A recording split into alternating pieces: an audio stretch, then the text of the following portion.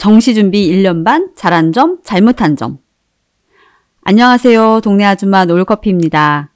오늘은 수능을 입시 주력으로 하는 정시러 이야기입니다. 사실 말이 좋아 정시파죠. 자세히 들여다보면 사실 정시러란 내신이 너무 나빠서 수시의 학종, 교과, 포기파일 수 있죠. 대부분의 수시러 학생들은 수시만 준비하는 친구는 적잖아요. 내신이 되는 친구들은 수시 챙기면서 수능 공부도 열심히 하면 정시도 다 가능한 거니까요. 그러니까 정말 정시러는 배수진을 친 거예요. 물러날 곳이 없는. 그래서 일반적인 수시, 정시 다 챙기는 친구들과는 시간을 다르게 써야 하는 것 같아요. 더 간절한 마음으로 수능 준비를 해야죠. 그런데 저희도 정말 열심히 순간순간 고민을 했어도 지나고 보니 아쉬운 점도 여러 가지가 있네요. 부족한 저희 집 정시준비 이야기, 잘한 점과 잘못한 점을 얘기해 볼게요. 아이마다 상황이 다르겠지만 작은 힌트라도 얻어가시면 좋겠네요. 지극히 주관적입니다. 정시 결정. 본 얘기 전에 정시를 결정하게 되는 경우를 먼저 짚어봅니다. 정시로는 가고 싶은 대학과 내신으로 내가 가능한 대학이 너무 다른 경우에 결정을 하게 됩니다.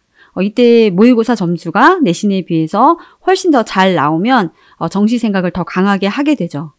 이때 많은 분들이 고2까지 그 모의고사 점수는 알 수가 없다. 고3이 돼서 재수생, N수생이 들어오면 점수는 낮아진다면서 무조건 수시 챙겨라 하게 됩니다. 그런데 저는 이런 경우라면 정시러로 성공할 가능성이 크다고 생각을 합니다. 바로 수학을 잘하는 경우예요. 그러니까 정시 모집이 수시와 다른 가장 큰 차이는 대부분의 대학에서 수학 비중이 아주 높다는 겁니다. 단순히 모의고사 그 평균 100분위보다는 평소 수학 실력이 중요해요. 그러니까 국어가 25에서 30% 정도가 반영될 때 수학은 30-40%까지 반영이 돼요. 인문계열은 국수탄 비중이 비슷하긴 하지만 경영 경제에는 또 수학 비중이 높은 학교가 많고요. 그리고 정말 가장 중요한 요인은 뭐니 해도 확고한 의지입니다. 나는 죽어도 내신에 맞는 대학 가기 싫다. 어떻게든 이 학교를 가고 싶다. 어디 이상은 가겠다. 확고한 의지가 있어야 합니다. 그냥 정시 해볼까? 이 정도로는 택도 없는 거죠. 이러면 무조건 내신 더 챙겨서 수시하셔야 돼요. 그러니까 이 갈며 열심히 부족한 과목도 집중해서 준비하면 많이 오를 수 있거든요. 수학도 마찬가지고요. 그러니까 의지를 실천해서 1년 반을 열심히 산다면 어떤 일도 가능하다고 생각합니다. 정시 준비 잘한 점. 첫 번째, 정시 결정 시기. 저희 애는 2학년 1학기 기말 때부터 완전한 정시러가 되었어요. 그러니까 2학년 1학기 중간고사를 보고 도저히 아무리 해도 원하는 학교 내신이 안 나오는 거죠. 그러니까 2학년 6월부터니까 수능까지 한 1년 반 남은 그 상태에서 정시러가 됐어요. 이때 아이의 상태는 고1 수학은 어느 정도 풀었고 수능 범위인 고2 수학부터는 많이 부족했습니다. 미적도 시작도 못 해본 상태였고요. 그러니까 사춘기 내내 다른 건 몰라도 수학만 챙기자 해서 챙겨왔음에도 수원 유형을 간신히 푸는 정도였어요. 그러니까 내신 시험에서 기본 유형부터 틀려오고 늘 시험 시간이 부족하다고 힘들어 했었습니다. 내신은 3등급에서 5등급이 왔다 갔다 했고 모고 수학도 2등급. 과학은 전혀 안 해서 당연히 새로 시작을 했고 국어도 중등 때 선행하던 고등교재 이후 내신만 조금 했고 전혀 준비가 안 되어 있었습니다. 영어는 초중등 때 그래도 많이 해둔 덕인지 1, 2등급 왔다 갔다 했고요. 상태는 이 정도였고 남은 시간은 1년 반. 그러니까 이때 시작하니까 진도를 더 빠르게 나가서 과목별 개념들도 다른 친구들보다 한두 번은 더 반복해서 볼 수 있었다고 생각해요. 엔제도 더 미리미리 풀었고 마지막 여러 모의고사까지 충분히 풀어볼 수 있었던 것 같아요. 결국 국어 영어는 유지했고 수학과 탐구는 모두 1등급을 맞는데 충분한 시간이었던 거예요. 물론 더 단단한 각오로 하면 1년이 안 되어도 충분히 할 거라고 생각을 해요. 그런데 저희 애는 힙합 공연도 보러 가고 놀이공원도 몇 번, 심지어 고3에 여친도 있었으니까요. 공부할 때는 열심히 했다고 하지만 쉴 때 제대로 쉬어주는 저희 같은 경우는 고2 여름에 시작하는 게 딱 좋았다고 생각합니다. 두 번째, 내신은 수능 과목만 준비한 점. 보통 아이들이 먼저 정시를 하겠다고 선언을 하는 경우가 많죠. 이때 집에서 부모님들은 마지막까지 그래도 내신은 챙겨라 이 말씀 하실 거고요. 그러니까 아이가 수능 준비 더 열심히 하겠다고 해도 그동안 내신을 하면서 보여준 것이 있기 때문에 그 확신이 안 들 거예요. 그 시험 점수라는 게 열심히 해도 잘 안 나올 때도 있기 때문이기도 하고요. 불안한 마음이 가득하죠. 그러니까 수능날 하루에 12년 공부 그 입시를 결정하는데 얼마나 떨려요. 그런데 일단 결정을 하면 아이의 의견을 많이 들어주세요. 정시로 제대로 하려면 시간을 다르게 써야 합니다. 정말 부모님도 함께 결심을 하셔야 하는 것 같아요. 그러니까 수시, 정시 다 하는 친구들 이야기가 아니에요. 정말 정시를 하겠다는 친구들 이야기입니다. 이럴 때 내신을 해야 하나 말아야 하나 실랑이 하지 마시고 마음 굳게 먹고 제대로 공부 가지치기를 하세요. 그런데 그렇다고 내신 기간에 수능 공부 하던 거 하라고 하면 아이들이 열심히 공부하지 않아요. 웃긴 게 공부는 덜 하면서 시험이 끝나면 또 수시로들과 같이 하루 이틀 놀게 되죠. 그러니까 수능 과목만 열심히 공부하라고 해보세요. 그러니까 두 과목에 쏟을 정성을 한 과목에 2배로 쏟아서 목표를 한 등급 올리기로 잡아보는 거죠. 그러면 정말 수능 과목은 조금 오르고 수능 과목이 아닌 건 조금 내려가거나 엇비슷해서 저희는 오히려 내신 성적이 올랐습니다. 그리고 수능 과목이 오르면 자신감도 생기고 당연히 수능 준비도 되는 거고요. 그러니까 내신 기간에는 수능 과목만 공부시켜 보세요. 세 번째, 필요한 교재, 엔제, 모의고사 많이 찾아본 점. 정시로 부모님들은 수시로와 비교하면 정말 할 일이 별로 없어요. 고3 엄마로 그나마 할 수 있는 게 먹을 거 잘 챙겨주는 거, 그리고 봄부터 슬슬 교재 알아보는 거죠. 학원을 안 다니면 개념을 듣고 바로 엔제나 중간중간 교재가 또 계속 필요하거든요. 특히 과탐 과목, 수학 등은 그 인강쌤들 여러 교재 한 번씩 검색해보고 비교글도 찾아보고 그랬던 것 같습니다. 그래서 항상 리스트를 준비해두고 아이가 얘기를 하면 바로 사고 그랬던 것 같아요. 애가 빨리빨리 하질 않으니까 더 사주고 싶어도 많이 하지 못했지만 그래도 이제 시간 지체 없이 샀었죠. 그리고 이제 교재가 생각보다 별로다, 자기와 난이도가 맞지 않는다, 그러면 바로 다른 것을 또 사고 그랬습니다. 봄 되면 이제 찾아보시고 리스트를 준비해 두시면 시간이 절약되고 참 좋았던 것 같아요. 네 번째, 아이 점수에 일희일비 안 한 점. 이건 아이가 얼마나 확신을 주는지 공부하는 태도가 어떤지에 따라서 많이 달라지긴 합니다. 근데 저희 집에서는 아이의 공부 태도를 떠나서 남편과 저는 이제 아이에 대해서 합의된 내용이 하나 있었어요. 저희는 이제 아이가 성격도 밝고 자신감도 넘치고 쟤는 어느 대학을 가든 잘 먹고 잘 살 아이다. 이런 생각을 해왔어요. 그래서 조금 낮은 성적을 받아와도 사실 큰 걱정은 하지 않은 것 같아요. 그리고 무엇보다 큰애 친구들을 여러 해 보니까 정말 알 수가 없어요. 1등급 매번 맞던 친구가 갑자기 4등급 이렇게는 안 맞지만 그래도 정말 수능날 많이 바뀔 수도 있거든요. 수미잡이라는 말 들어보셨죠?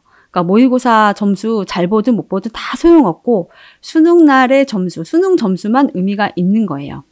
그러니까 다양한 경우를 봐와서 잘 봐도 미리 좋아하지도 않았고 못 봐도 미리 슬퍼하지도 않았습니다.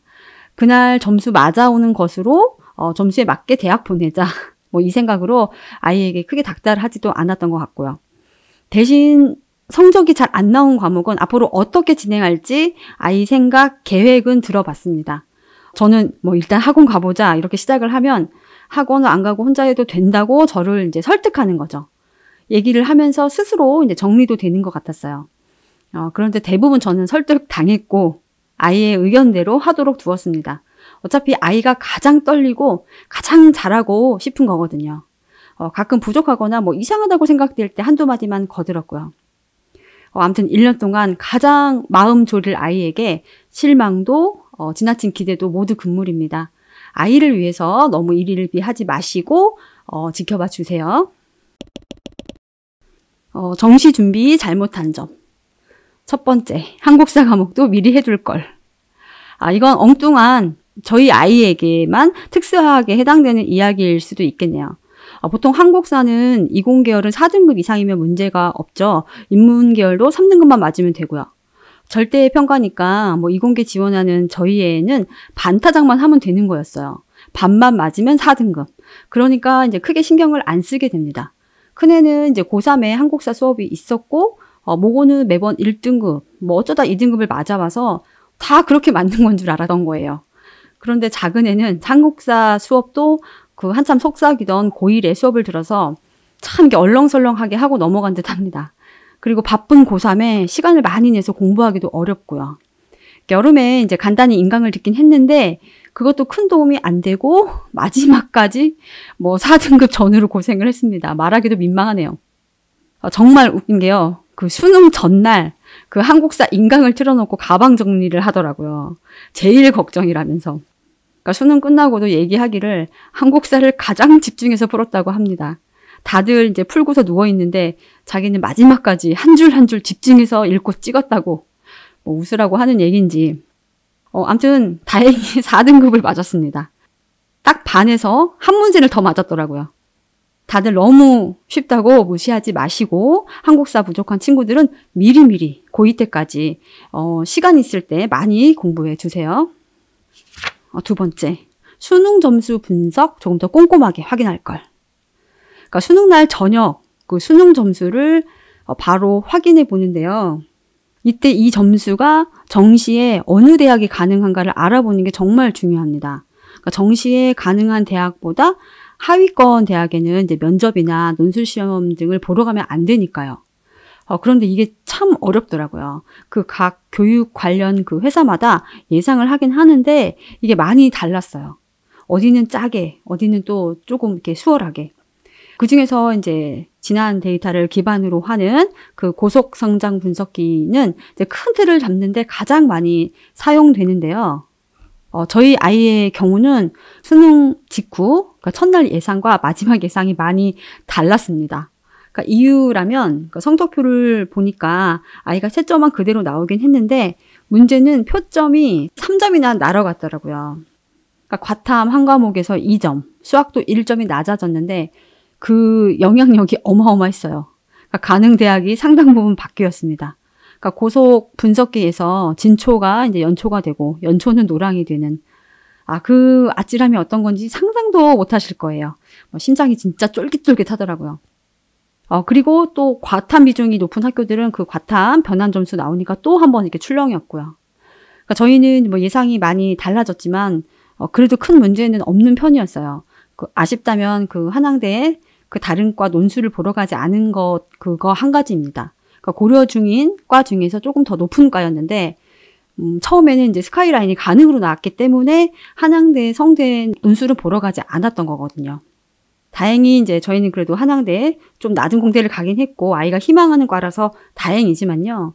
이렇게 분석을 처음에 잘못해서 수시 기회를 그냥 날려버리면 너무 안타까운 것 같아요. 또 반대의 경우도 있겠죠. 뭐 윗대학 라인이 다 안 된다고 해서 면접 등을 다 보러 갔는데 뚜껑을 열어보니까 정시로 윗대학이 다 가능할 수도 있을 수 있으니까요. 그러니까 수능 직후에 그 수능 점수 분석을 더 꼼꼼하게 해보세요. 그리고 많이 준비해보세요. 그러니까 예측 그 프로그램도 한두 개 더 보시고 이후에 선생님한테 또 꼭 한 번 더 확인해보세요. 이 수시 면접이나 논술을 갈지 말지 꼭 확인해보세요. 더. 돌다리도 두들겨서 여러 가지로 꼭 확인해 보시길 바래요. 세 번째, 논술 조금 더 챙겨둘 걸. 그러니까 정시러들은 보통 수시에서는 논술에 지원을 합니다. 뭐 학종, 교과, 구색 맞춰서 지원하더라도 상당수는 논술이 주력이죠. 그러니까 저희는 6논술을 지원했답니다. 그런데 이제 연대는 수능 시험 전에 논술 시험일이 있어서 패스를 했고, 그러니까 의학계열 3곳 그리고 나머지 공대 3곳 그렇게 넣었어요. 근데 의대 한 곳을 빼고 모두 최저를 맞춰서 의대 하나, 치대 하나 이렇게 시험을 보러 갔습니다. 그런데 의학계열은 대부분 과학도 시험을 치릅니다. 저희는 이제 수학도 과학도 따로 논술 준비를 전혀 하지 않았었거든요. 그런데 이제 의학계열 최저를 2개 맞추고 나니까 내신 낮은 게 정말 안타깝고 또 고이 겨울에 논술도 조금 더 알아볼 걸 그런 생각이 들더라고요. 뭐 아이는 의학계열 그렇게 원하지도 않는 데다 뭐 의대에서 아주 먼 예비를 받고도 이런 생각을 하는 거 보니까 부모 마음이라는 게 참 간사합니다. 아이는 논술 준비를 했으면 수능을 더 못 봤을 거라고 하긴 해요. 뭐 알 수 없는 일이지만 논술도 고려 중이라면 고2 겨울까지나 뭐 고3 상반기까지는 조금 더 공부해 보셔도 좋을 것 같습니다. 정시러 아이들은 수시도 챙기는 아이들보다 마음이 더 힘들 거예요. 모의고사 볼 때마다 마음이 무겁고 조금씩 실력이 올라야 한다는 부담감이 큽니다. 앞에서도 말했지만 수능 점수가 아닌 이상 너무 좋아하지도 실망하지도 마세요. 부족한 부분 어떻게 개선할지 아이의 이야기에 귀 기울여 보시고요. 그리고 너무 걱정하지 마세요. 12년 공부 멋진 마무리 아이는 믿는 만큼 꼭 해줄 겁니다.